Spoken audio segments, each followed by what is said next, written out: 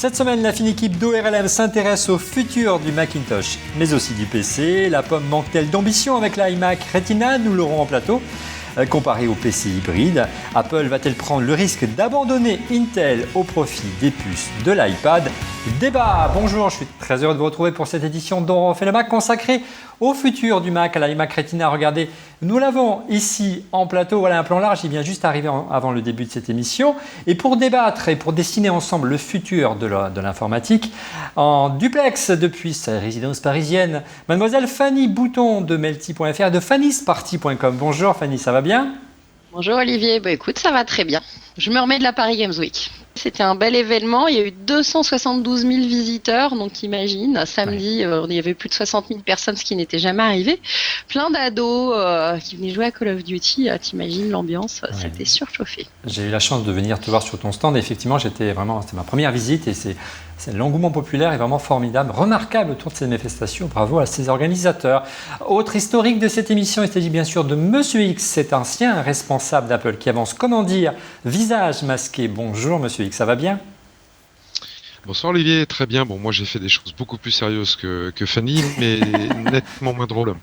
En revanche, je continue à Tu veux dire du marketing, Monsieur X, c'est ça? Tu as fait du marketing. Apple, puisque je vais encore dépenser. Je vais encore dépenser 100 € d'accessoires chez Apple hier soir. Voilà, je peux pas m'en empêcher. Mais qu'est-ce que tu as acheté encore? Qu'est-ce que tu as acheté, Monsieur X? J'ai acheté deux câbles pour iPhone parce que juste deux câbles, 100 €. D'accord. Non, et puis, oui, c'est un peu le tarif. Voilà, et puis j'ai surtout acheté une coque d'iPhone 6. J'ai pas encore l'iPhone 6, mais j'ai déjà acheté la coque. Bien, voilà un client captif d'Apple. En tout cas, il va être content ce soir. On va beaucoup parler du Mac et notamment du Mac, du temps où vous y étiez, parce qu'on va parler de migration. Vous allez voir, on a bien préparé l'émission cette semaine. Autre habitué de cette émission, on va essayer de se connecter avec la rédaction de Cubic à Lyon, le rédacteur en chef du portail Cubic qui nous diffuse chaque semaine, Julien Jay. Bonjour Julien. Bonjour Olivier, comment vas-tu? Ça va bien. Prêt pour dessiner l'ordinateur de demain? On va parler un petit peu de PC, hein. C'est pour ça que tu es là également. Mais ça manque de bière australienne ce soir, je trouve. Voilà, c'est une private joke, mais je vous raconterai ça une autre fois. Et en plateau, à mes côtés, comme chaque semaine dans cette émission, le Benjamin de cette émission, mais également l'anthropologue du Mac, Monsieur Paul Rony. Bonjour Paul. Bonjour Olivier, ça va? Ça va bien. Allez, souris, tout va bien. Tout va bien. On va parler de ta machine préférée, l'iMac Retina, et promis, Paul m'a dit dans l'oreillette, il peut repartir avec à la fin de l'émission. Non, je t'assure. Enfin, je sais pas, il y aura peut-être deux, trois Stormtroopers qui vont te courir après, mais tu cours plus vite que tu vas voir. Et ben justement, on va retrouver tout de suite Paul Rony pour le chiffre de la semaine. Alors Paul, quel est donc cette semaine le chiffre de la semaine? Alors le chiffre de la semaine, cette semaine, c'est 4,5 milliards de dollars. C'est 4,5 milliards de dollars. Oui, c'est les dépenses d'Apple en recherche et développement au cours de l'année 2013. On n'a pas encore les chiffres pour 2014.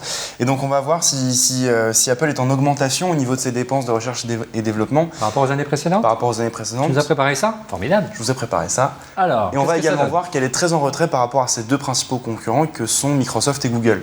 Donc on voit ici Apple en 2011 qui est à 2,4 milliards de dollars de recherche et développement par an, ce qui est très peu comparé à son chiffre d'affaires et notamment par rapport aux ventes qui continuent d'augmenter. Google est à 5,2 milliards, Microsoft à 9.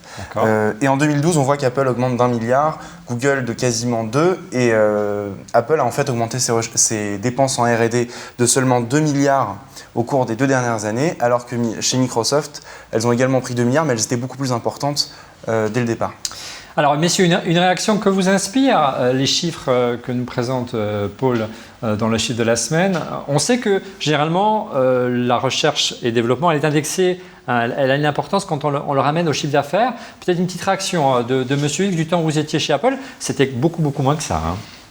Alors c'était moins que ça, mais ma première réaction c'est tout ça pour ça, parce que malgré cette augmentation, j'ai pas l'impression qu'Apple sorte tellement de nouveaux produits. Voilà, donc d'un côté je suis content de les voir investir plus, de l'autre côté je suis un peu un utilisateur frustré. Avec tout ça, on devrait avoir une nouvelle Apple TV, voire une TV d'Apple tout court. Patience, Monsieur X. Et puis surtout du développement logiciel, on est vraiment dans des années de vaches maigres. Donc j'espère qu'il y a, comme le disait Tim Cook, un pipeline de produits à venir fantastique. Il y a eu quand même pas mal de lancements, hein. Je me fais un peu l'avocat du diable ce soir, il y a eu quand même pas mal de lancements. On a l'iMac Retina ici en plateau, bon, c'est pas forcément énormément de recherche et développement, c'est lissé sur des années, puisqu'on va en parler ce soir, cette machine est un petit peu ancienne, mais il y a eu quand même l'Apple Watch, l'iPhone 6 Plus et j'en passe.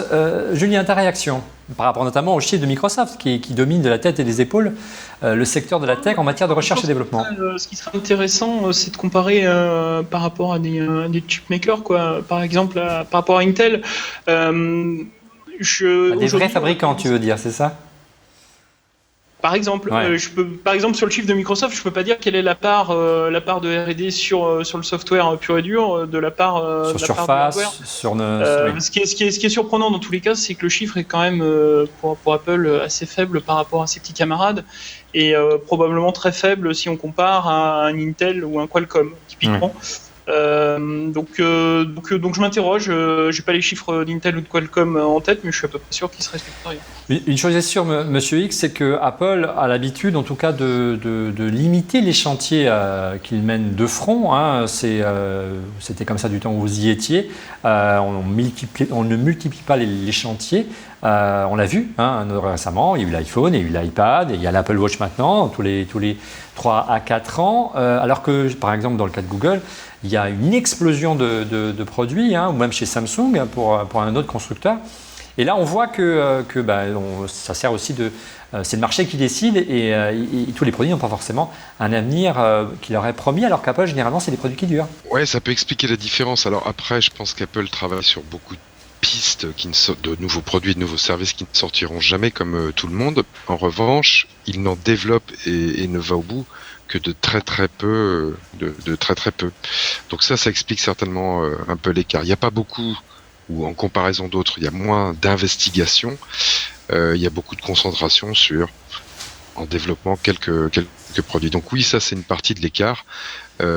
Apple, c'est mieux que les autres choisir où il met son argent en termes de développement, et pour eux le choix c'est faire moins de choses mais les faire bien. Bon, c'est ça qui leur permet normalement d'avoir une qualité de produit irréprochable quand ils lancent leurs nouveautés. Il y a quand même un truc que j'aimerais rajouter, c'est qu'Apple n'a pas l'équivalent de Google X par exemple, qui est un labo pour faire de la recherche fonda ou qui est strictement là pour faire de la recherche. Pour l'essence, c'est pas uniquement dans la tech d'ailleurs. Voilà. Alors qu'Apple, il continue à chercher dans des domaines très réduits. D'ailleurs, on a encore vu un article où Andy Rubin racontait que Steve Jobs disait qu'il faisait trop de choses.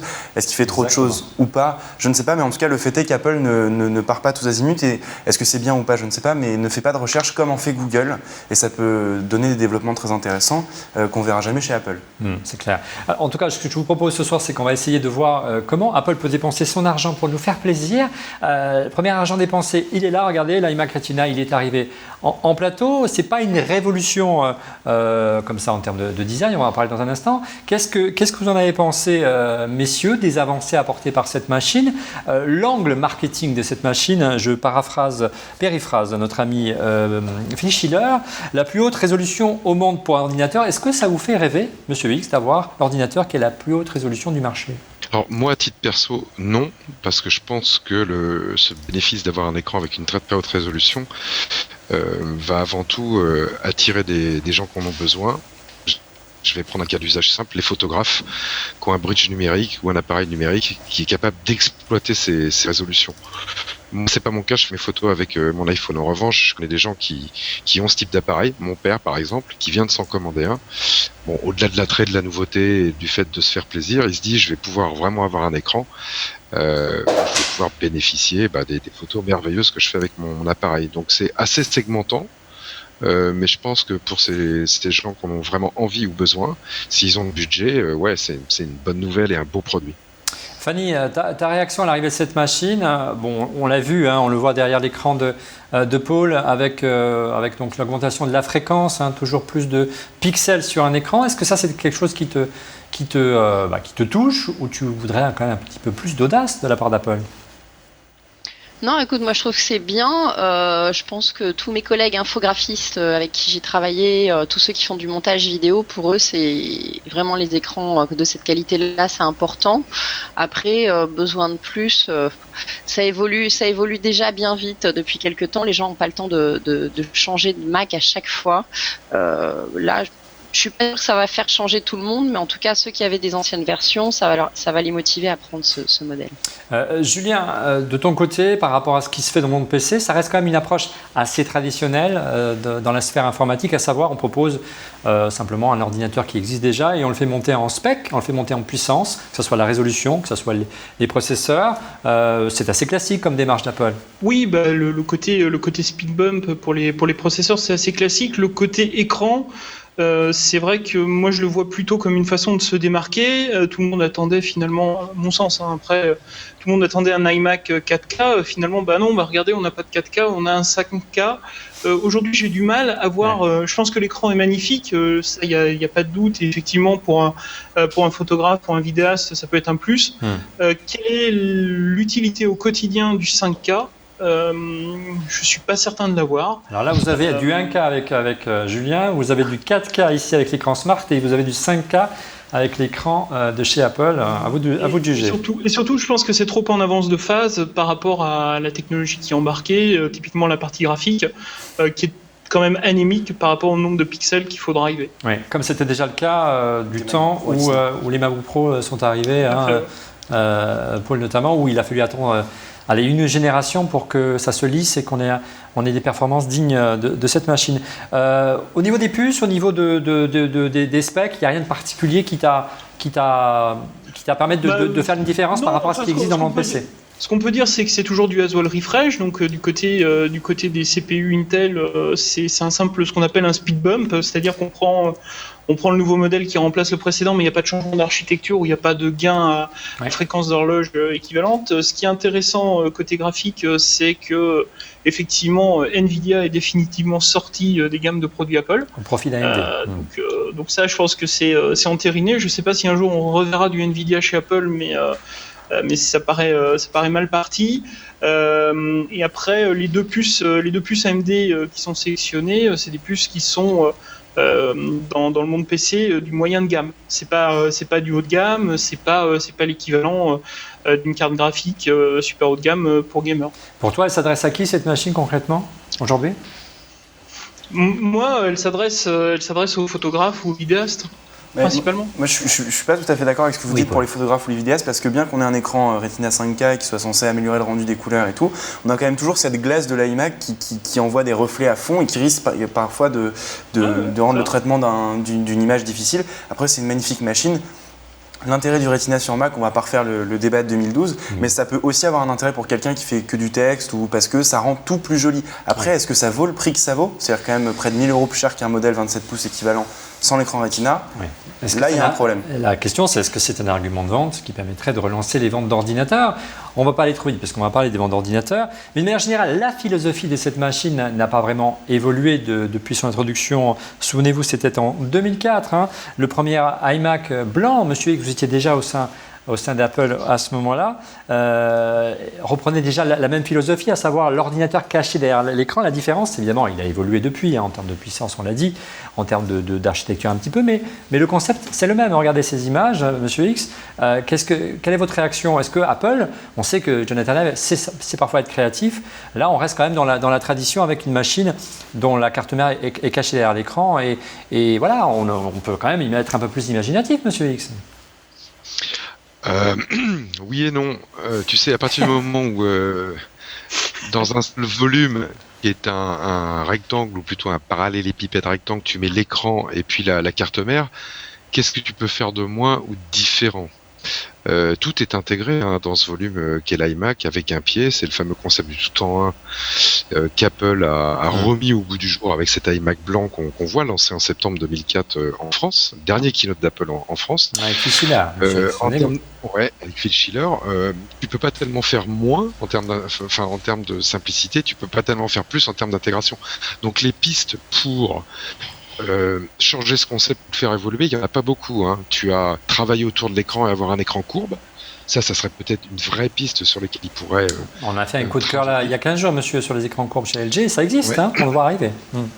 Voilà, absolument. Et puis il y a une deuxième piste, mais qui est plutôt d'usage, plutôt qu'autour de la forme du produit d'un écran courbe, qui serait celle que tu défends, l'écran tactile.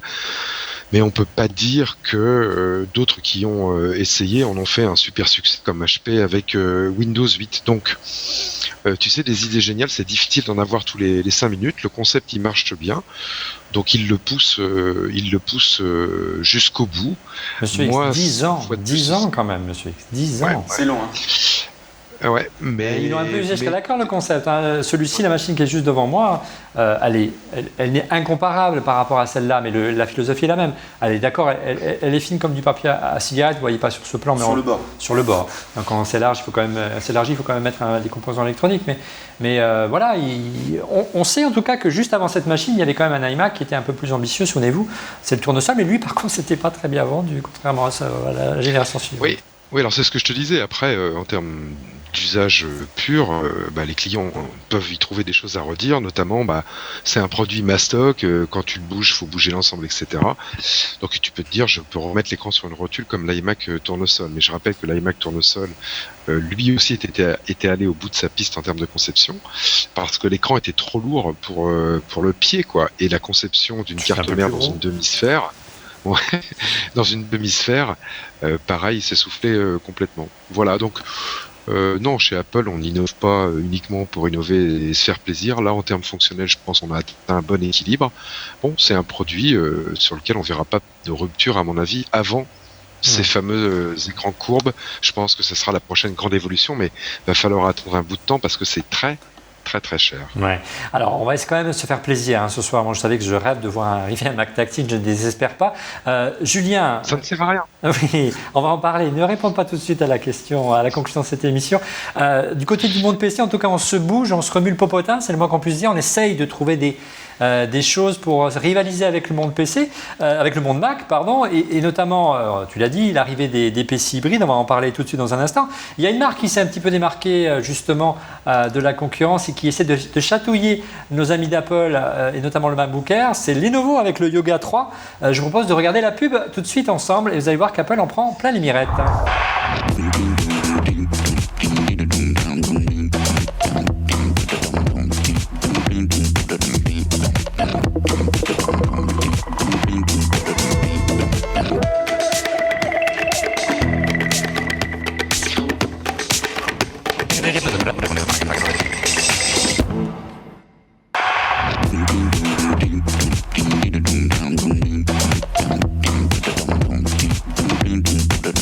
Alors Fanny, réaction à cette pub qui est plutôt bien choisie, qui a le mérite de montrer la valeur ajoutée de ces nouvelles générations de PC qui arrivent, hybrides, mi-tablette, mi-ordinateur. Qu'est-ce que tu en penses concrètement ?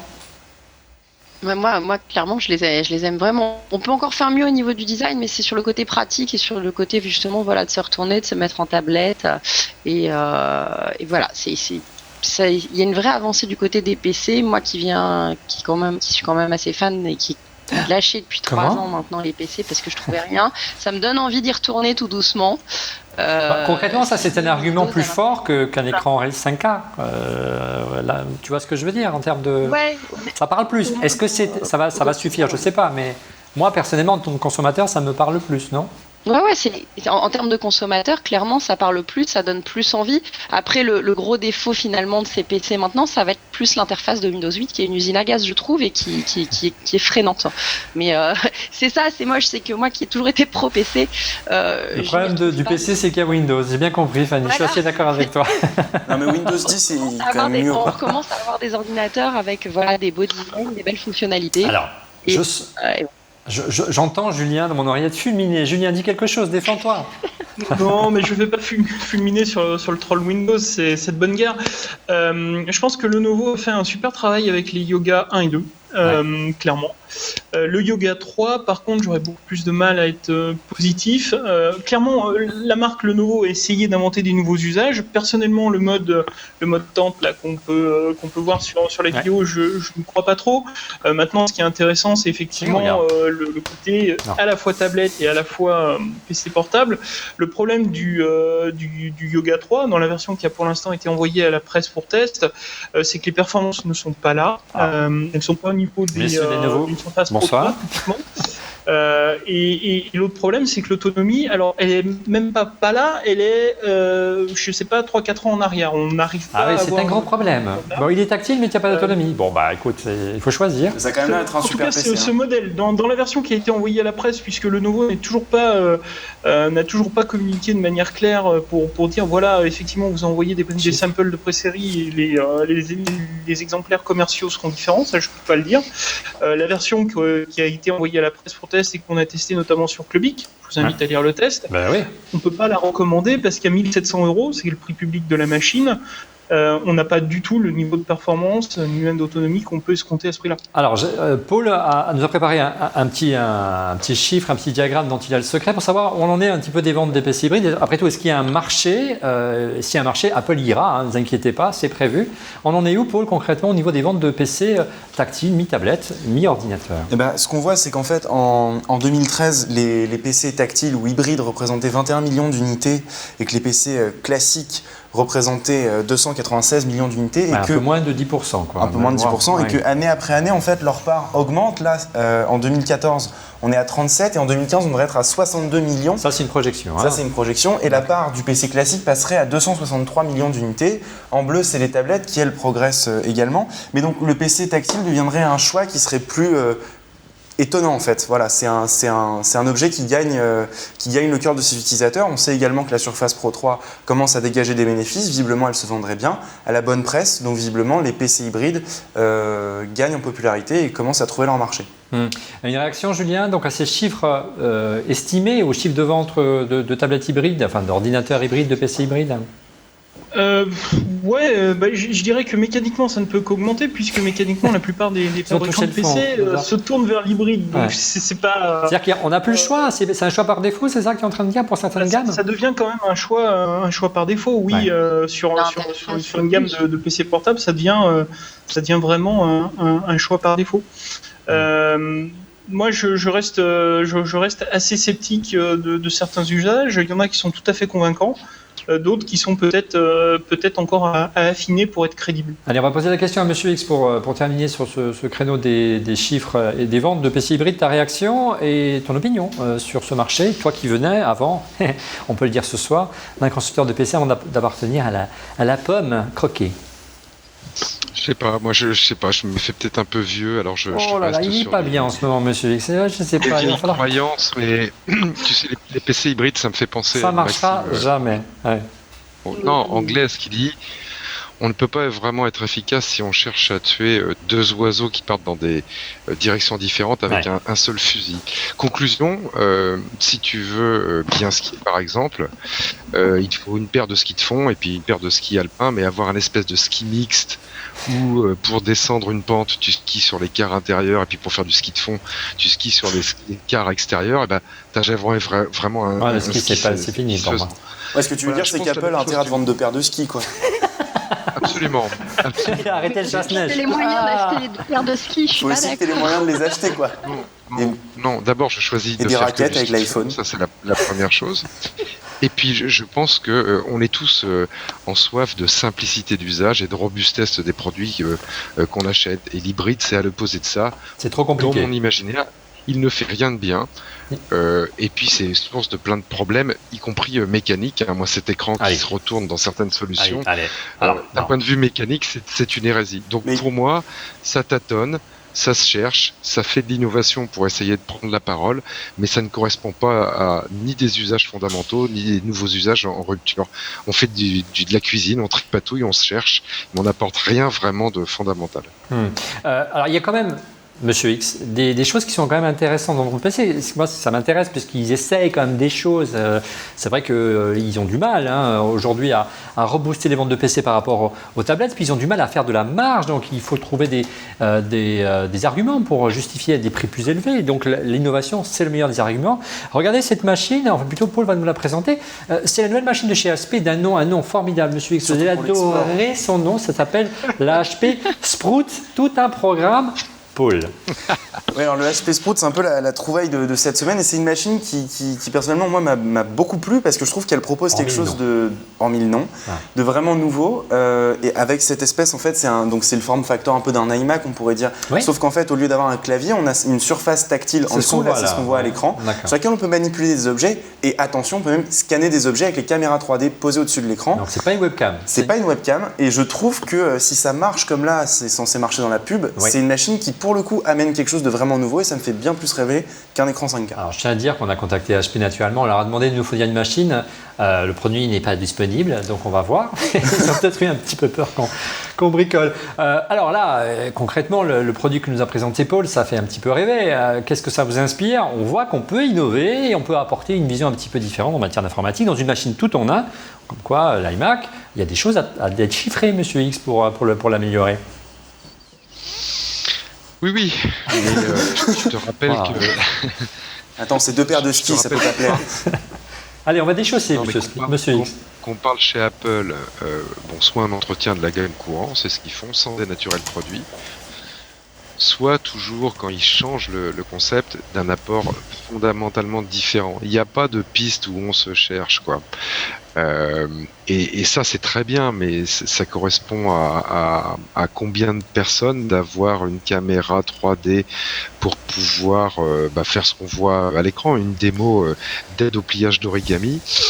Pour moi, ça tient plus du concept car dans le marché automobile, c'est-à-dire dans un marché qui est mature et qui a besoin de prendre la parole, il y a un vrai bénéfice. Mais je suis peut-être qu'un vieux con, je veux bien l'admettre. Je ne vois peut-être pas la merveille dans cette nouvelle proposition d'HP. C'est pas une merveille, mais il y a des gens qui voyaient pas la merveille dans la souris non plus. Quand Apple en a collé une sur un ordi, on a dit s'il y a des commandes, ça va beaucoup plus vite, il suffit de les apprendre.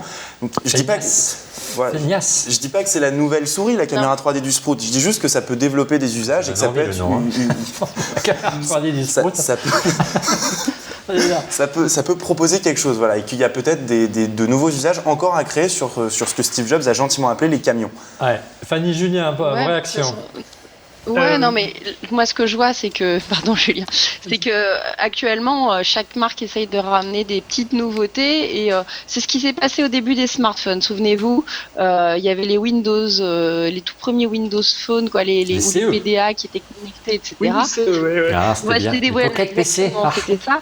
Et des Pocket PC, etc. Autonomie 20 minutes, c'était bien. Voilà, il y avait du smartphone avec un écran tactile et tout, mais ça marchait pas top. Et puis à un moment, il y a l'iPhone qui est arrivé et là, bizarrement, c'est devenu naturel parce que c'était bien foutu.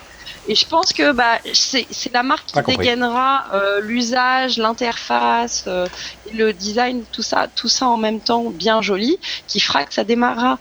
Là, la caméra 3D, c'est vrai que là, comme on dit, l'origami, bon, c'est marrant, mais je vois pas l'utilité au quotidien. Ouais. Et il faut qu'il arrive à trouver le truc qui provoque un achat chez le grand public et l'utilité réelle. Donc voilà, au début, c'était ça marchera jamais, un truc avec les doigts sans stylet. On avait tous des stylets, souvenez-vous. Et moi, la première au début, j'ai fait des trucs avec les doigts. J'étais pas convaincue. Allez, voilà, et maintenant je suis ravie avec mon iPhone 6 Plus qui est grand. J'ai 4 jours au doigt et puis maintenant je suis très heureuse de l'avoir. Voilà. Julien, pour conclure sur le HP Sprout, tout un programme. Oui, d'abord félicitations aux équipes marketing d'HP qui prouvent encore une fois que elles se sont parlées entre elles et que ont suggéré que le nom était mal choisi. C'est clair. C'est talent. Monsieur, tu veux pas retourner un peu travailler chez HP? Ils ont besoin de marketeurs. Ça c'est pour la petite blague. La réalité, c'est que je rejoins Monsieur X. Moi, j'ai l'impression de voir un prototype, donc un prototype qu'on montrerait sur un salon. Il y a de l'idée, il y a quelque chose qui est neuf, il y a surtout un usage, et ça, bon, Cédric vous l'aurez dit, mais il n'est pas là, donc je vais le faire à sa place. La caméra 3D, c'est la caméra Intel RealSense. C'est quelque chose sur lequel Intel communique depuis maintenant presque 2 ans, qu'il voyait il y a 2 ans dans tous les ultrabooks. Force est de constater que la réalité, c'est qu'il n'y a pas du tout, à ma Sprout. connaissance, qui l'utilise. Donc maintenant, effectivement, ils essayent de nous coller ça dans Ça sent le pas très script bon avec pour HP en ce moment, mais bon, passons. Ça sent pas très bon, oui. Désolé. C'est difficile ce que tu me fais. Oui, je sais. Mais en tout cas, la techno RealSense d'Intel pour la modélisation, enfin pour le scan 3D est assez intéressante. Je crois que Dell l'utilise notamment sur sa dernière tablette qui est une Venue qui a été présentée en septembre. Moi, l'objection là, que je vois typiquement sur ce système de rétroprojection d'une image sur le tapis, c'est que forcément, en conditions de forte luminosité, ton image, elle va être invisible. Donc, s'il faut. Tu vois les défauts, Julien. Non, franchement. Mais oui, mais je les vois, mais parce que je vois l'utilisation. Et ça fait quelques années. C'est un métier, de tester les machines. À la place de l'utilisateur. Donc s'il faut se mettre dans le noir pour pouvoir commencer à interagir avec son PC, ça peut être un problème. Non, franchement, tu t'arrêtes à des détails des fois, Julien, franchement, non. Mais bon, pardonnez-moi. Donc si j'ai bien compris, blague à part, pour toi c'est plus une démonstration technologique, cette machine. Ouais, moi c'est une chouette démonstration technologique. Ils sont, à ma connaissance, les seuls à avoir cette proposition de valeur. Je suis curieux d'en voir un en vrai et de jouer avec quelques instants. Maintenant, c'est pas ce qui va me faire acheter un PC HP demain. Tu vas pas acheter un Sprout tout de suite, mais je ne voulais pas le dire. On va essayer de s'en faire livrer un et puis on en reparlera dans cette émission. Nous sommes arrivés. Tu te fais livrer tes Sprouts ? Bah oui, nous sommes arrivés à la mi-temps de cette émission et désormais la mi-temps de cette émission, la caméra, elle est là, c'est la mi-temps de Fanny.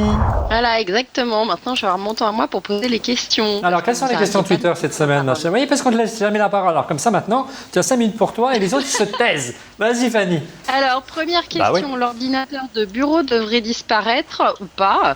Du moins dans sa forme clavier et souris. Est-ce qu'une évolution tactile qu'est-ce que vous en pensez, vous ? Je crois qu'on y a un petit peu répondu jusqu'à maintenant, mais en résumé, il n'y a pas de marché pour l'instant. Donc voilà, c'est. Mais bon. Pour vous, on va y tenter d'y répondre. On va tenter d'y répondre peut-être dans la deuxième partie de l'émission. Allez, on fait un peu de teasing. Question suivante, Fanny. Elles sont difficiles, les questions. Ouais. Tu ne crois pas que tu vas t'en sortir comme ça ? Ouais, je sais bien. Donc, un hybride Mac-iPad. La seule question, c'est comment faire un vrai design tablette et un vrai design Mac sans compromis. Deuxième partie aussi.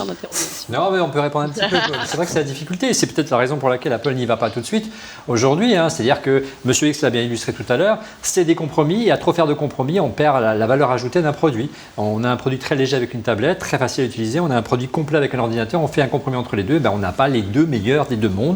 Voilà, et apparemment, c'est ce qui ferait que l'hybride ne décolle pas. Je ne sais pas si j'étais clair. Question suivante, Fanny. La puissance de calcul de la machine. Je suis déçu. Non, j'ai pas de question sur le Sprout pour l'instant. Bon, d'accord. Pourtant, ça pète comme question. Paul, on écoute, s'il te plaît. Pardon, Fanny, pardon. La puissance de calcul de nos machines ne risque-t-elle pas de se retrouver aussi dans le cloud ? Tiens, Julien, je suis sûr qu'il est très bien pour répondre à cette question. Julien. Oui, la réponse est oui. En tout cas, il y a des initiatives qui existent.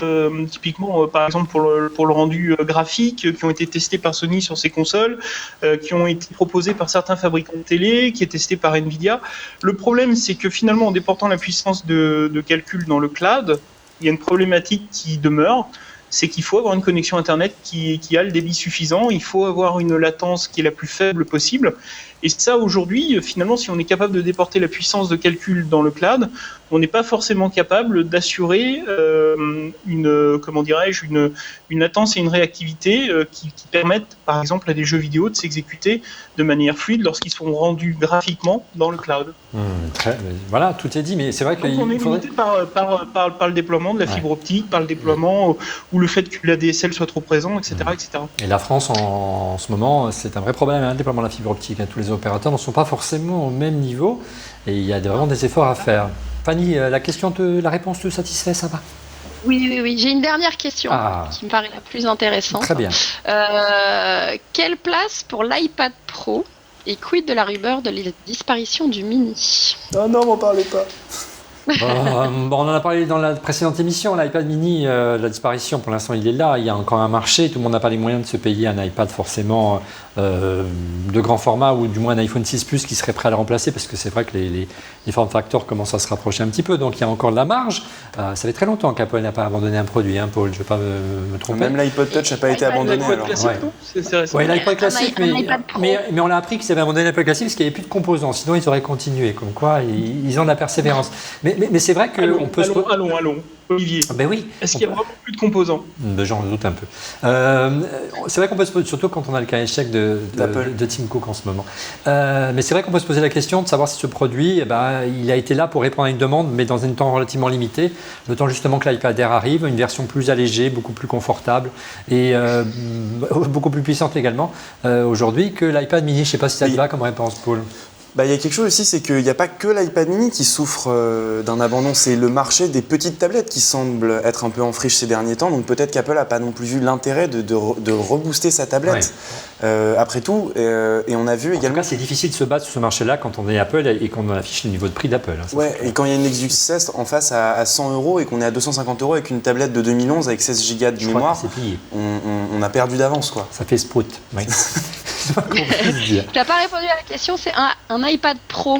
La place de l'iPad Pro, si je peux me permettre, c'est on a bien vu la tablette de Samsung, là, la Galaxy Tab qui fait 12,2 pouces, qui visiblement trouve elle aussi un petit peu son public. Ouais. Il y a un marché pour les grandes tablettes, ne serait-ce que pour travailler peut-être plus confortablement. On a vu qu'Apple a mis Pixelmator en avant lors de sa dernière keynote. Pourquoi pas travailler sur des photos sur une tablette de 12 pouces. Après, ça peut aussi, dit comme ça peut sembler ridicule. Mais Microsoft, avec sa Surface Pro 3, semble aussi promouvoir des applications un peu lourdes, comme la retouche photo.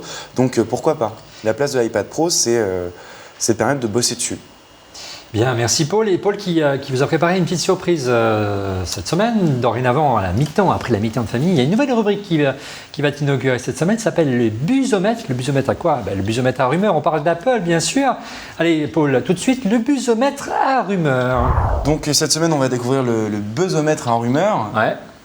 Le Buzzomètre à rumeurs, qu'est-ce que c'est, Paul ? Le Buzzomètre à rumeurs, c'est un baromètre des rumeurs semaine après semaine dans ORLM pour voir ce qu'on a le plus de chances de voir arriver ou pas chez Apple dans les mois qui viennent. Et apparemment, l'iPad Pro arrive en tête, Paul. En première place, pour faire plaisir à Fanny et aux questions qu'elle pose, l'iPad Pro qui aurait en fait été, si je puis dire, retardé par en fait le besoin d'avoir un maximum de dalles prêtes pour la production de l'iPhone 6 Plus et ne pas scinder cette production en deux. Donc intéressant, Paul, la rumeur qui tient la route, qui justifierait donc le retard possible de cet iPad Pro, donc c'est le manque de dalles disponibles dans ce format-là, de dalles tactiles. Bon, pourtant, les PC hybrides, ils adoptent ce format de dalles aussi depuis longtemps. On va laisser Paul finir de rentrer son mot de passe et on va passer peut-être à la deuxième rumeur de la semaine, mais elle reste quand même largement en tête, de manière générale, quand on regarde tous les articles de rumeurs autour d'Apple qui font énormément vendre les sites internet et un nombre d'audience. Je meuble pendant qu'il répare. C'est fait. Qu'est-ce qui arrive en deuxième place, Paul, cette semaine ? Alors, en deuxième place... Alors, attends, reviens. Bon, on revient pas, c'est pas grave. Allez hop. On retrouve l'iPad Pro et donc c'est 5 étoiles. 5 étoiles, c'est quoi ? C'est la pertinence, c'est ça ? C'est la fiabilité de la rumeur et la pertinence de la rumeur. Donc tu crois qu'un iPad Pro arriverait prochainement ? Moi, ça me semblerait assez logique, d'autant que Makoto Takara, qui avait été très fiable sur l'iPhone 6 et l'iPhone 5S avant, en a rajouté une couche. Un site japonais, c'est ça ? Un site japonais, on a encore rajouté une couche avec de nouvelles informations cette semaine sur la taille de l'écran, le placement des haut-parleurs. Enfin, ça se dessine tout doucement. Allez, on avance. Le MacBook Air Retina, deuxième ? Le MacBook Air Retina, qui donc c'est un peu l'arlésienne parce qu'on en parle depuis à peu près aussi longtemps que l'iPad Pro. Pourquoi tu as mis une flash vers le bas ? Parce qu'on n'en a pas parlé du tout depuis cette semaine et depuis un petit bout de temps, et que la nouvelle rumeur, en fait, ce serait que l'iPad Pro et le MacBook Air Retina, pour répondre à Fanny encore, pourraient n'être qu'une seule machine. Personnellement, j'y crois pas, mais ça se dit. Alors on a vu arriver une nouvelle rumeur cette semaine. Cette semaine, on a vu arriver une nouvelle rumeur en direct de chez Apple. C'est le fait que l'Apple Watch serait en retard. Elle n'arriverait plutôt qu'au printemps et pas cet hiver. C'est Angela Ahrendts qui a, si je puis dire, vendu la mèche. Elle s'est fait engueuler, Angela, du coup, je crois bien. Mais bon. Elle a dû se faire engueuler puisqu'elle a dit que nous aurons une nouvelle montre à mettre en vente au printemps, alors qu'on avait au départ parlé plutôt de janvier ou février. Personnellement, je misais sur la Saint-Valentin, mais visiblement, ce ne sera pas le cas.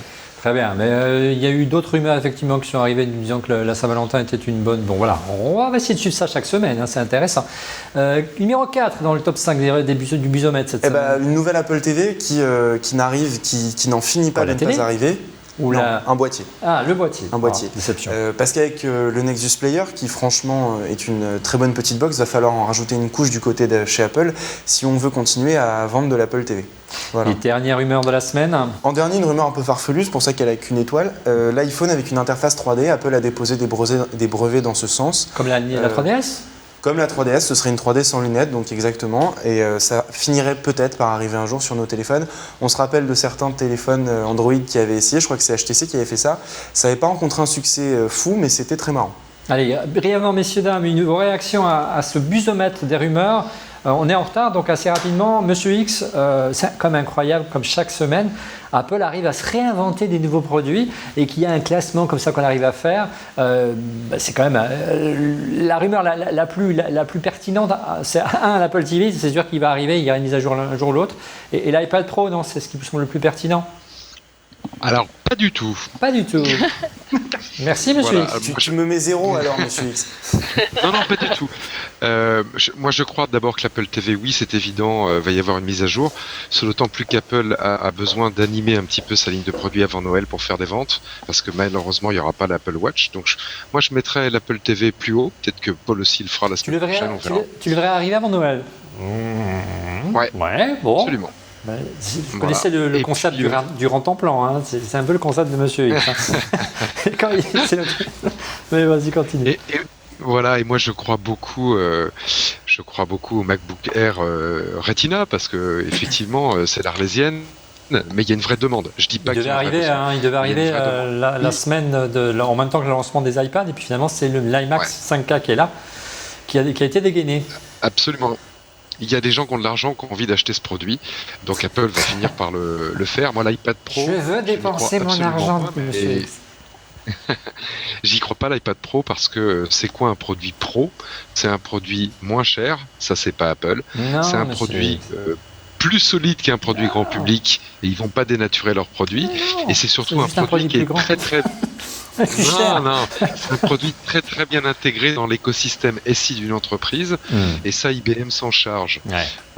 Voilà, donc pour moi un iPad Pro, ça serait plutôt un iPad à 200-250 euros, et avec peut-être une coque et un écran plus solide. Et un logo Dell. J'y crois pas. Et un logo Dell. Donc je n'y crois pas. J'y crois d'autant moins que on voit Microsoft qui se positionne après sur ce marché-là, qui doit certainement exister, avec ces caractéristiques-là, et comme un aimant, c'est assez pour repousser Apple de ce marché-là. Par fierté, ils n'iront pas. Alors, en tout cas, une chose est sûre, il y a une rumeur dont on n'a pas parlé, on l'a pas mis cette semaine dans le busomètre avec Paul, c'est justement ce qui va constituer la dernière partie de cette émission, à savoir l'avenir du Mac. Une des rumeurs, ce serait peut-être la fin, l'abandon de la puce Intel au sein d'un ordinateur Apple. Alors, croyez-vous à ce scénario? En tout cas, déjà, souvenez-vous, Monsieur X, il y a 8 ans, on était ensemble au téléphone en même temps lorsque Steve Jobs était sur scène. Souvenez-vous, lorsqu'il a présenté le premier Mac Intel, on n'y croyait pas. C'est un scénario qui vraiment a été surprise à l'époque que Steve Jobs décide d'implanter une puce Intel en lieu et place une puce PowerPC. Monsieur X, séquence nostalgie. Alors c'était plus qu'une surprise, personne n'y croyait, même les gens chez Apple, sauf ceux qui étaient dans le secret. Ce qu'on a appris en fait, c'est que depuis le début, quand Steve Jobs avait ramené OS X chez Apple, il développait en parallèle une version pour Windows. Et donc on n'y croyait pas. Oui, on avait compris. Pour Intel, pardon. C'est pas grave. Et donc on n'y croyait pas parce qu'on se disait le chemin technologique en termes de développement à faire est tellement grand qu'il va falloir plusieurs années. Mais en fait, ces années de développement, elles étaient derrière Apple et derrière Steve Jobs. Ils avaient toujours continué à maintenir dans un projet secret une version de macOS 10 sur processeur Intel. Et oui, puis bien aidé parce qu'il y a une partie de l'engineering de macOS qui a été faite du côté d'Intel. Absolument. Et puis Apple a toujours cru dans l'architecture PowerPC qu'il a soutenue et auquel Apple a contribué, mais Apple était vraiment dans un cul-de-sac. Et IBM n'arrivait pas à délivrer la puissance. Donc, souhaité pour les clients, et ça devenait ridicule quand on le comparait à des PC. Donc, l'hypothèse à l'époque, c'était plutôt de partir sur AMD. On en a aussi beaucoup parlé. Et Intel était vraiment l'hypothèse la moins discutée. Et hop, il y a une surprise comme ça du chapeau. Maintenant, changer de processeur aujourd'hui, quelles sont les alternatives ? les alternatives, elles sont plutôt sur les produits mobiles, avec du ARM, avec des tas de choses comme ça. Mais là, Apple a déjà fait son choix. Il a racheté une société de processeurs, on s'en rappelle tous, pour faire ses propres microprocesseurs aujourd'hui. Donc, moi, je pense que la seule, si tu veux, espace dans lequel Apple pourrait changer la donne, c'était peut-être, pourquoi pas, dans les MacBook Air, utiliser des processeurs Apple qui sont moins gourmands. Voilà. Alors, il a répondu à la question, donc on va s'arrêter là. Non, on continue quand même un petit peu. Julien, c'est un gros risque, et c'était déjà le cas, Monsieur X l'a illustré, il y a 8 ans lorsqu'Apple a switché. Se priver d'une puce Intel dans un Mac au profit d'une puce ARM, donc une puce d'iPad, c'est aussi se priver d'un argument de vente, parce que ce qui fait le succès des Mac aujourd'hui, on devait vous parler des ventes de Mac, mais finalement on est un peu en retard, donc on ne pourra pas ce soir. Ce qui fait le succès des ventes du Mac, c'est qu'aussi on peut installer Windows, que c'est un PC, ça rassure quand même les utilisateurs, Julien. Je suis pas sûr que ça les rassure encore aujourd'hui, et je suis pas sûr qu'aujourd'hui, si on faisait un micro-trottoir à la sortie d'un Apple Store sur toutes les personnes qui ont acheté un Mac, elles sachent qu'on puisse installer Windows. Non, mais par contre, les fans de PC qui trouvaient plus comme moi au départ, moi ça a été le choix de départ il y a 3 ans, c'était de se dire je peux installer Windows sur mon MacBook. T'es bien fait avoir, hein, Fanny. Voilà. Bon, finalement, je l'ai jamais installé, je suis restée sur l'interface Apple, j'ai trouvé mon bonheur, donc tout va bien. Mais je connais beaucoup de monde, en effet, c'est le cas, parce que dans le domaine depuis un certain moment, que ce soit Vaio, Asus, toutes ces marques-là, on n'a plus d'ultrabook qui soit à la hauteur. Moi, mon inquiétude, elle vient plus, c'est du processeur Haswell qui permet actuellement l'autonomie qui est de plus de 12 heures du MacBook Air, et de se dire, est-ce qu'il y a la même chose sur un ARM, et que est-ce que je vais avoir cette autonomie qui est quand même incomparable. Bien sûr, c'est tout le but. On va y venir. C'est tout l'intérêt. Le problème d'Intel aujourd'hui, c'est que son architecture x86 qu'ils ont voulu à tout craint mettre top to bottom, c'est-à-dire jusqu'au smartphone, elle n'est pas forcément adaptée d'un point de vue énergétique au smartphone. C'est pour ça que des smartphones avec puce Intel... La loi de Moore, elle n'est pas forcément compatible avec l'autonomie. Moi, ce que je pense, pour répondre à la question, c'est qu'un MacBook avec une puce ARM, je pense que c'est inévitable. Voilà quelqu'un qui se moque, voilà quelqu'un de courageux. Julien. Bravo, Julien. Ouh, Monsieur X. Je pense que c'est inévitable. Ça fait 2 keynotes qu'on l'attend. Je pense que c'est encore trop tôt. Ouais. Moi, personnellement, je vois pas ça avant l'an prochain. Peut-être que les faits me donneront. Mais le fait est que Apple doit pas être très content de s'être fait planter par Intel. Avec Broadwell, parce que Broadwell est en retard, le 14 nano est en retard chez Intel. Donc les dernières générations de puces sont arrivées en retard. Avec une nouvelle puce, c'est à cause du retard d'Intel.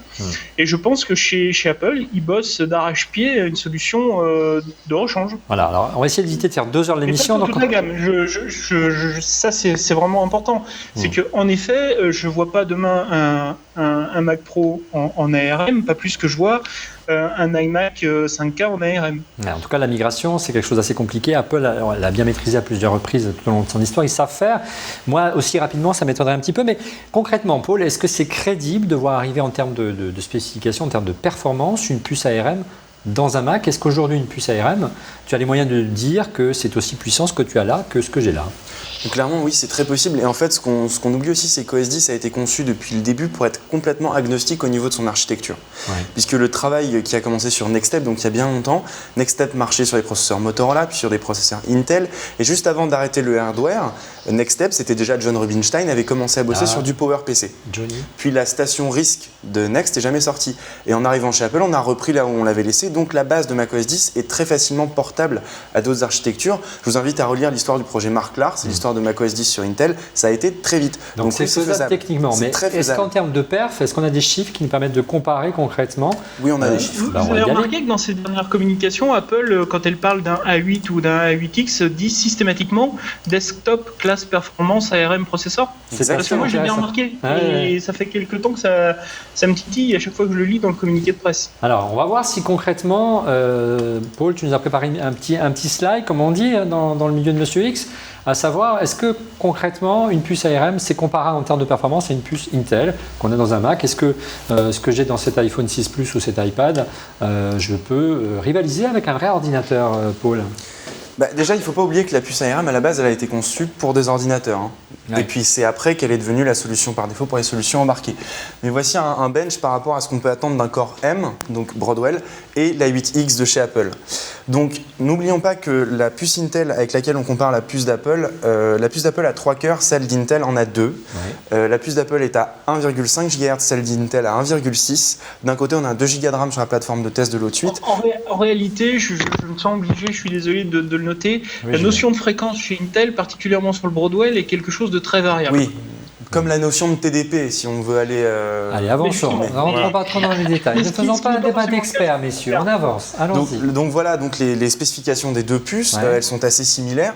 Et puis maintenant, on va voir les benches en question. Donc c'est des benches qui ont été faits tous les deux sous Geekbench 3. Peut-être. Il y a de beaux effets. Ouais. Voilà. Donc, voici les performances. Tu as découvert Keynote le week-end dernier, tu t'es amusé avec. J'ai mis un peu de temps parce que j'ai eu des cours, moi, monsieur. Vas-y. Donc, d'un côté, il y a les performances simple cœur d'un processeur A8X et d'un processeur Broadwell. C'est un indice de perf, ça. Hein, c'est un indice de perf. Et de l'autre côté, les performances en multicœur. Donc, on voit que la puce d'Apple est au-dessus en multicœur, en dessous en simple cœur, mais la puce d'Apple, elle a 3 cœurs. Ouais, mais on voit que maintenant, on commence à être sur des... Voilà, c'est assez comparable. Et cette puce Intel, c'est la puce Intel qu'on pourrait retrouver possiblement dans un MacBook Air Retina 12 pouces, puisqu'on sait que cet ordinateur, s'il sort, aura une puce Broadwell, et que de l'autre côté, effectivement, il pourrait être équipé d'une puce ARM sans déperdition de puissance, en n'oubliant pas qu'Apple ferait peut-être tout pour optimiser son OS. Concrètement, Julien, est-ce que ça coûte moins cher aujourd'hui d'implanter une puce ARM? Il y aurait, économiquement parlant, aussi un intérêt pour Apple de le faire? Il serait plus dépendant d'Intel. Le seul truc pour eux qui est vachement emmerdant, c'est qu'ils passent de Intel, dont la capacité de production avec ses dizaines d'usines à travers le monde est quand même une valeur sûre, à être dépendant d'un TSMC qui a des applications à gérer avec plusieurs clients, etc. Et ça, c'est un problème pour eux. Mais c'est pas tant une question de coût finalement que de capacité à produire. Ouais. Monsieur X, Fanny, on a bien compris qu'en termes de perf, la 8X tient la route. En termes énergétiques, mieux que ça. Qu'aujourd'hui, Apple, vous l'avez dit tout à l'heure, a racheté en tout cas des brevets pour pouvoir produire des puces via Samsung et d'autres. Est-ce que vous croyez à ce scénario concrètement à plus ou moins long terme? Justement, ce genre de changement, moi, si c'est mieux, je suis. Ça me paraît très très bien. Donc, il y a quand même, Monsieur X, une migration logicielle va falloir accompagner. C'est-à-dire qu'il va falloir encore changer toutes nos applications. Tu ne verras pas. Mais je n'en sais rien. Mais on sait que Mac App Store. Oui, exactement. La dernière fois qu'il y a eu une migration importante, il y avait Rosetta au sein d'Apple. Vous y étiez, Monsieur X. Comment ça s'est passé? C'est plutôt bien passé ou c'est toujours un petit peu tendu? Globalement, ça s'est bien passé. On pouvait faire tourner des applis développées au départ sur PowerPC sur une architecture Intel via cet émulateur, on va l'appeler comme ça, qui s'appelait Rosetta. Toujours la culture chez Apple. Bon, ça marchotait. Il y a des cas où ça marchait pas du tout. C'était surtout après que il y avait des problèmes de performance.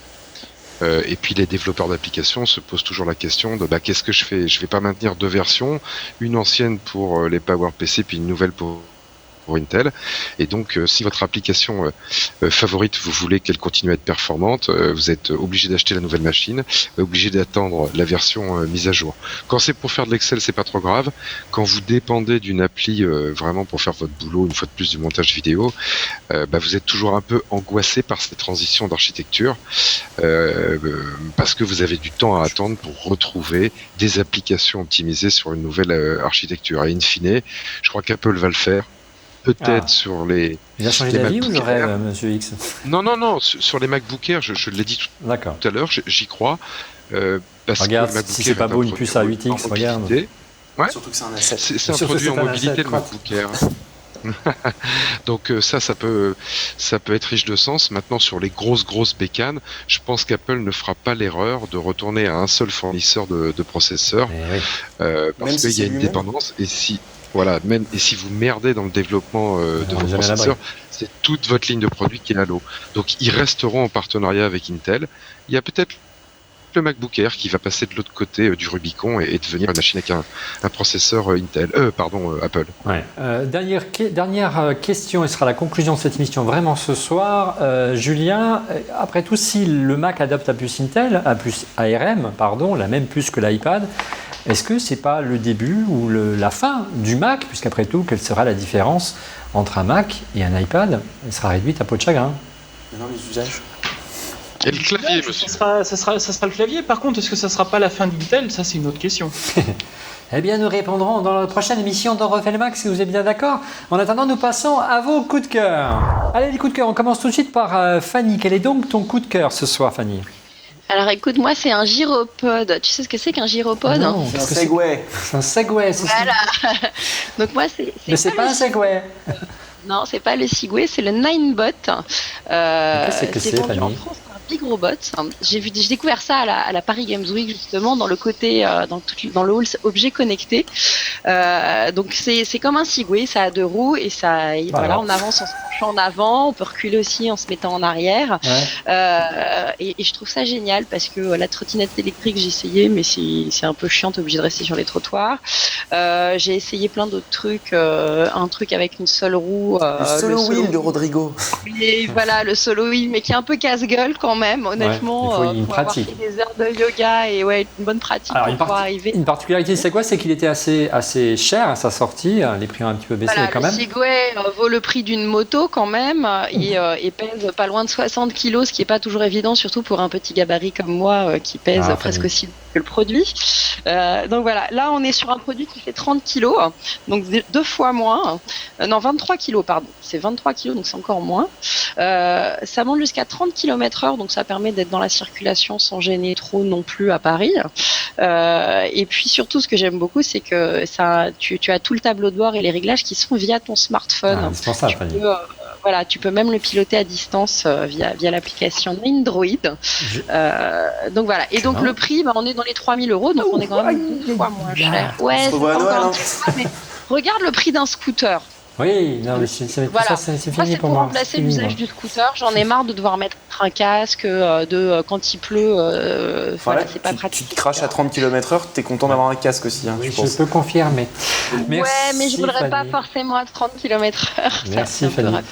Allez, on va retourner du côté de la rédaction de Clubic et de Julien. Quel est ton coup de cœur ce soir, Julien? J'avais envie de vous parler d'un clavier gamer. C'est pour mettre en avant mon petit cœur de gamer. C'est le Corsair Gaming K70. Corsair, c'est une image. Corsair, oui, comme les pirates, tu Ah vois, oui, c'est une marque. Non, c'est une marque assez connue dans le monde PC malgré Oui, tout. possible, Peut-être c'est plus possible. chez les gamers ou chez les bidouilleurs. Un clavier super sympa, dont la particularité est d'avoir chaque touche a sa propre LED, et donc tu peux choisir tes couleurs indépendamment, touche par touche, créer des ambiances. Ça doit être beau en avec soirée. des Hein. ondes, des vagues, c'est super. J'en ai un sur mon bureau, ça fait reconnais bien le geek qui l'arc-en-ciel, est en ça toi, Julien. pulse, ça ondule. C'est le clavier. C'est un truc, c'est le ça truc ne qui sert à me- rien. Ça consomme 1 mégawatt. L'effet de lumière est très drôle. Bon, voilà, C'est je trouve super cool. Après, effectivement, à l'usage sur les jeux, on retrouve un clavier 100% mécanique avec des switch mix. Enfin, ça parlera aux connaisseurs. Ouais, pour le montage Et sur Final Cut, ça peut être pas inintéressant. J'essaie de trouver un angle Mais pour le pour jouer, Mac. ça a l'air cool. Hein. Vous avez vu comment je vous l'ai pitché? C'est un Ouais. truc de ouf. Ouais. Et ça vaut combien ta plaisanterie là? Ça vaut 170 €, ça Ah peut oui. paraître cher. Pour un clavier gamer, c'est dans la norme. Indispensable. Et t'as la souris arc-en-ciel pour aller avec ou une souris qui fait de la lumière, moi je veux Écoute, aussi. je vais investiguer sur le truc. Je l'ai pas. Pour l'instant, je ne l'ai pas. Merci Julien. Monsieur, quel est votre coup de cœur ce soir? J'en ai 2. Alors le premier, c'est parce que j'ai lu pas mal d'articles comme tout le monde de Jonathan Ive les semaines passées, qui a interrogé sur le design de l'Apple Watch et qui dit qu'Apple a beaucoup travaillé Non. et a fait beaucoup Il a beaucoup d'efforts. travaillé après. Oui. Oh, pauvre Johnny. Et donc Il a pas été les gens payé qui en s'y plus. connaissent- Je m'inquiète pas pour lui. Merci. les gens qui s'y connaissent C'est un pas peu mon en coup de cœur, design, alors, vas-y, évidemment, monsieur. ouais, les gens qui s'y connaissent un peu en design ne cessent de poser une question qui est de qui vous êtes-vous inspiré pour cette montre en particulier et puis en général dans votre travail. Et certaines personnes ont évidemment prononcé le nom de Dieter Rams, la personne qui a été le chef du design industriel chez Braun pendant plus de 30 ans. Et c'est tout juste si Jonathan Ive dit que non, il s'est jamais inspiré de Braun. Par contre, on a beaucoup copié ses produits. Donc je trouve ça un peu fort de Roquefort. Donc du coup, tu as pour fait un coup de venger- cœur sur un grille-pain, c'est logique. Voilà, sur un grille-pain de chez Braun. Pour Le coup, je suis dernier, d'accord avec Michel, il a raison, c'est un peu dégueulasse ce qu'a fait Johnny Ive là-dessus. Mais oui, Ouais, c'est dommage. qui est le Braun HT600. qui s'appelle le Grille-Pain Sommelier. Je l'ai acheté moi-même parce que j'aime beaucoup les produits Braun. Ça fait tout ce que recommande Dieter Rams. Allez lire sa bio sur Wikipédia, notamment les 10 règles du design par Dieter Rams dans sa bio sur Wikipédia. Voilà. Ce n'est ni plus ni moins. Ni moins, les 10 règles du design de Dieter Rams que ce que Steve Jobs et Jonathan Ive font depuis 15 ans. Donc Jonathan Ive, avec le succès, ça serait bien de rendre à César ce qui lui appartient, et notamment à Dieter Rams. Mon deuxième coup de cœur, et ça il est encore plus rapide, j'espère bien. C'est une application pour iPad et iPhone qui s'appelle Tengami, Tengami. Alors c'est dans un univers japonais, donc évidemment ça me séduit, un univers d'origami, de papier plié, d'animation autour du papier plié. C'est comme la Space Pro, quoi. Non mais c'est magnifique en plus comme. C'est de toute beauté. C'est une aventure. Voilà pourquoi je l'ai sélectionné. Parce que un peu à l'instar d'un jeu de chez Nintendo qui s'appelait Mario Paper, où Mario était transformé en 2D, on a une aventure qui est toute une interface en papier origami. C'est d'une beauté absolue. Et en plus le gameplay est bien fait. On en a pour son argent. Bon, merci Monsieur X. De ton côté. Mon cher Paul, quel est donc ton coup de cœur ce soir ? Ce soir, je vais faire un coup de cœur de chez Google. Non. Si, c'est Android Lollipop et son design. C'est pas de son design fait par Mathias Duarte, qui est le designer de WebOS également et qui a fait un travail exceptionnel sur Android L. C'est par ça, je comprends mieux. Non, parce que c'est vraiment. Paul est un fan absolu de WebOS, c'est pour ça. Ce qu'ils ont fait avec Android L est très très sympa et c'est une approche c'est un flat design avec une profondeur. C'est très très joli, c'est très bien fait et j'ai hâte de tester la Nexus 9 juste pour voir ça en action. D'accord, donc tu vas switcher. Non, peut-être pas quand même. Ah bon, d'accord, ok. Voilà, très bien. Je peux avoir les deux en même temps. Merci Paul. De mon côté, mon coup de cœur, c'est plutôt du matériel. Si vous en avez marre de ça, regardez ça. Ça vous rappelle peut-être de mauvais souvenirs. Hein. C'est un câble Thunderbolt. Au bout de quelques mois, il finit comme ça, complètement arraché à force de tirer sur l'iPhone ou l'iPad. Notamment si... Ben oui, mais j'en prends soin, mais mon épouse est australienne, donc je fais ce que je peux. Hein. C'est le sien, hein. Je la dénonce ce soir. Une nouvelle excuse. Ben ouais. Et surtout, on le arrache comment ? Parce que souvent, on l'utilise pour charger son téléphone au niveau de la table de nuit. Hein. Vous le mettez, c'est votre réveil matin, et on tire dessus, et à force, ça fait ça. Mais pour éviter ça, est arrivé le Native Union NAT Cable vidéo, merci à mon cher ami, puisque je l'ai mis sur la Dropbox normalement. Non, pas du tout. Bon, d'accord, c'est pas grave. Ça ressemble à ça. Qu'est-ce que c'est ? Regardez, c'est de toute beauté. C'est un câble avec au milieu un gros nœud. Et à quoi il sert le gros nœud ? Tout simplement à poser le câble sur la table de nuit. Il ne tombe jamais. Il est toujours à portée de main. Et le câble, il fait 3 mètres de long. Donc, vous n'avez plus à forcer pour avoir le câble jusqu'à l'iPhone. Regardez, c'est assez pratique. C'est donc, une bloc de laine, quoi. Voilà. Et en plus, le câble, il est renforcé. Il ne se déchirera pas. C'est promis, comme les câbles d'Apple, c'est une honte, monsieur Apple, de vendre des câbles comme ça à près de 30 €, alors que ceux de... Ça m'a coûté 100 € hier soir. Alors que, tu aurais dû m'appeler, je t'en aurais mis un de côté. Alors que les gens de Native Union font la même chose, et c'est tissé, et c'est de meilleure qualité, et ça vaut le même prix. Donc, vous savez quoi choisir. Native Union Night Cable. Voilà, nous sommes arrivés au terme de ce 177e épisode d'En Refait le Mac. Vous retrouvez chaque semaine Fanny dans Refait le Mac, et très prochainement dans une Fanny's Party, Fanny.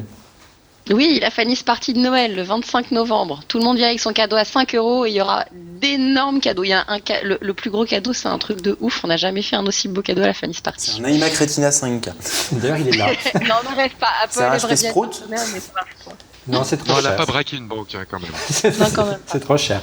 Merci Fanny. Monsieur X se retrouve chaque semaine dans Refait le Mac et sur son Twitter @TrueMrX. Au revoir, Monsieur X. Julien, Dieter Rams. Oui, on va l'inviter, Dieter Rams. Il faudra juste que je travaille un petit peu. Slinger aussi. Oui, mais il faudra que je travaille un peu mon allemand. C'est pas gagné.